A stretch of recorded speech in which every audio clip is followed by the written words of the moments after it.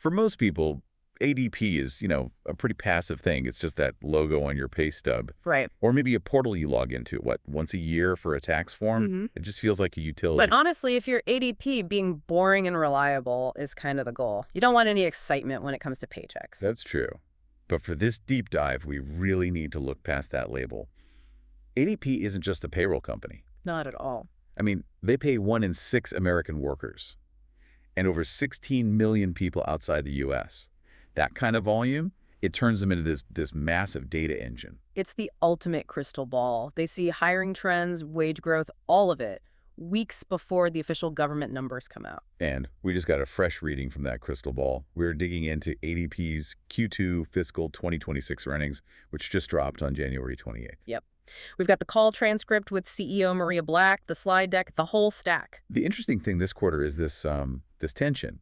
You have a 76-year-old company trying to act like a tech startup. All while navigating a job market that everyone just keeps calling weirdly quiet? Muted. That was the word of the day on the call.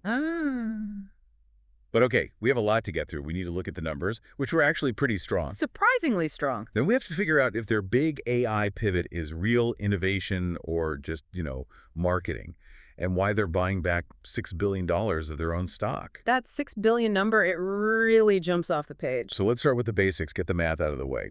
Revenue came in at $5.36 billion. Which is up 6%. And earnings per share hit $2.62, up 11%. So they beat expectations on both. A classic double beat, always a good sign. It is, but let's look a little deeper. 6% revenue growth is solid, but 11% earnings growth is, well, it's almost double that. How are they pulling that off? That's the critical question, right? And the answer is all in the margins. They highlighted an 80 basis point expansion in their adjusted EBIT margin. Okay, break that down for us. Why is 80 basis points a big deal here? Well, context is everything. Usually when hiring slows down, which it has, payroll companies get squeezed. Right. They lose out on fees for setting up new employees. Exactly. But their own costs are fixed. So margins usually get compressed. For ADP to expand margins by almost a full point in this environment. It means they're getting incredibly efficient. Incredibly. They are automating their own back office at a scale we really haven't seen before. Which brings us to all that cash. They authorized a new $6 billion share buyback. And they just hiked the dividend by 10% too. So let me play skeptic for a second. Is a $6 billion buyback a sign of confidence? Or is it them saying, we don't have anywhere better to invest this money? That's a fair pushback. If they were a real high-growth tech company, wouldn't they be plowing that into R&D? In some tech circles, a big buyback can mean you've run out of ideas. But for ADP, I think it's different. They are investing heavily in product. We'll get to the AI, but they still have this excess cash. It's a signal to the market. A signal that says what? We are a safe harbor. In a shaky economy, that kind of consistent cash return is a huge advantage. Okay, so they're a cash machine. Yeah. And you said that's directly connected to the shiny object in this report, AI. It is. You can't separate the margins from the tech. I have to admit, my vaporware alarm goes off whenever a legacy company starts talking about generative AI. Sure. Is ADP Assist actually doing real work? Or is it just a chatbot on an old database? I was looking for that too. But on the call, the use cases were surprisingly concrete. This isn't just a bot answering password questions. It's transactional. Okay, give me an example. What work is it actually doing? The CEO, Maria Black, she walked through a workflow for an HR manager. Think about promoting someone. Oh, in a normal system, that's a total nightmare. A complete nightmare. You're hunting for records, navigating menus, calculating salaries. It's 10 clicks on 3 different screens. And if you mess up one click, someone's paycheck is wrong. Right. With ADP Assist, the manager just types a prompt. Something like, promote Jane Doe to senior manager with a salary of $120. The AI just does it. It creates the action, sets up the workflow, and presents it for approval. So it's basically a conversational layer that flattens that whole complicated menu structure. Exactly. It turns a bureaucratic process into a simple sentence. And just as importantly, it means fewer people calling the help desk. That saves them millions. That makes sense. It's not just cool tech, it's a cost-cutting strategy. They mentioned something about taxes, too. Yeah, a tax registration agent. And this one is proactive. So instead of a client messing up because they hired someone in a new state And forgot to register for a tax ID. the AI spots it first and says, hey, you need a tax ID for Colorado. Here's the form. It moves from fixing problems to preventing them. And clients don't leave a vendor that saves them from IRS fines. That is very sticky. Speaking of clients, let's talk about who's buying this stuff. They made a specific point about Workforce Now Next Gen. Right, they just sold their first client with over 1,000 employees. Why is a 1,000-employee company a milestone? For ADP, that doesn't sound very big. It sounds small, but strategically, it's critical. The mid-market, companies from 500 to 2,000 employees, that's the messy middle. Too big for simple software, too small for a huge custom enterprise solution. Precisely. And they have complex needs. Benefits, learning, time tracking, all integrated.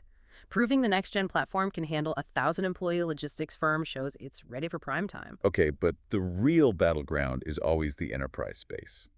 The giants. ADP Lyric? And this is where the numbers got really interesting for me. They said 70% of Lyric bookings were new logos. This is probably the single most bullish data point in the entire report. Why? Just because new customers are better than upgrades? It's about the moat.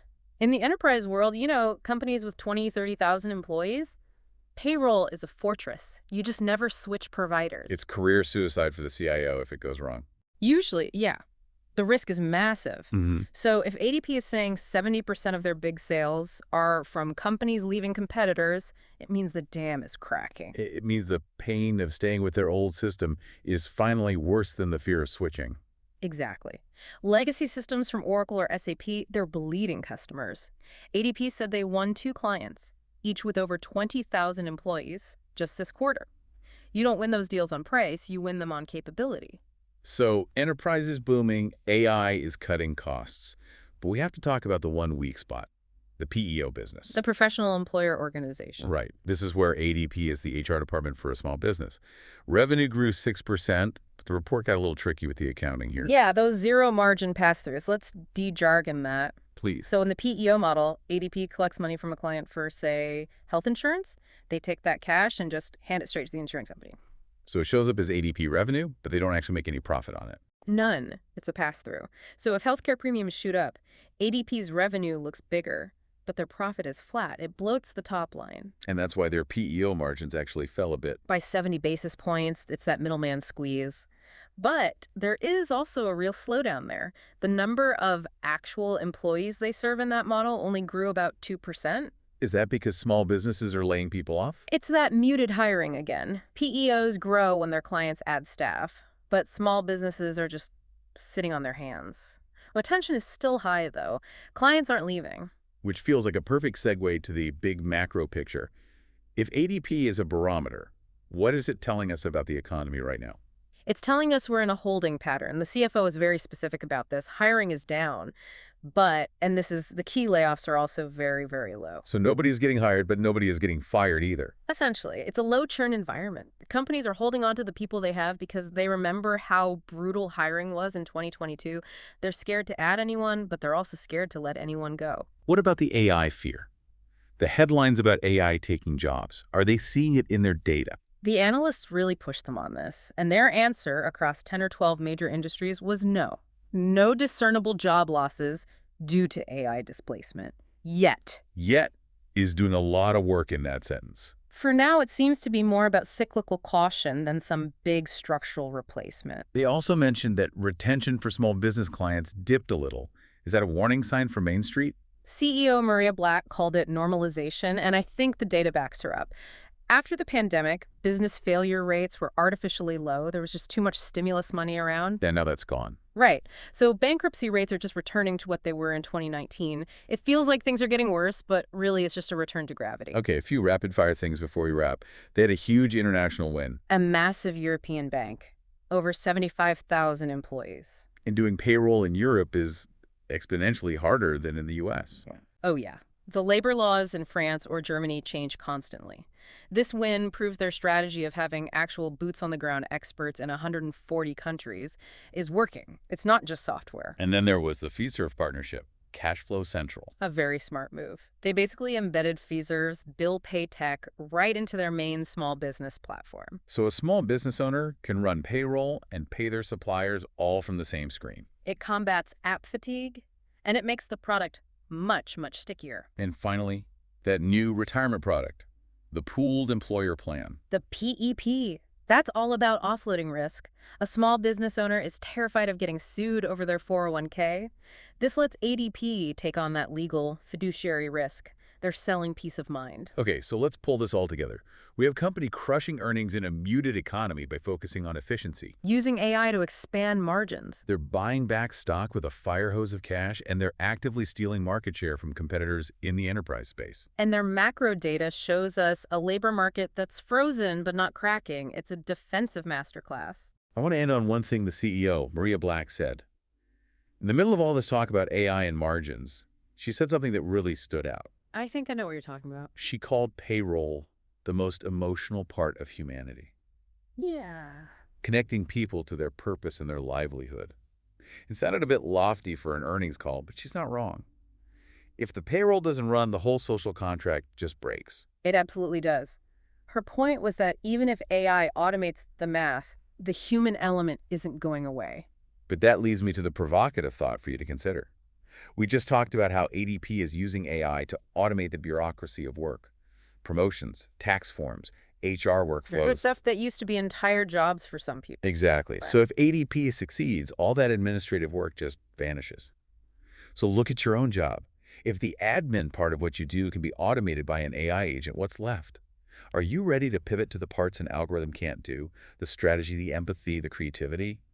Because the boring stuff is about to be solved. That is the multi-billion-dollar question for every single knowledge worker out there. Something to think about the next time you look at that pay stub. Thanks for listening to The Deep Dive. See you next time.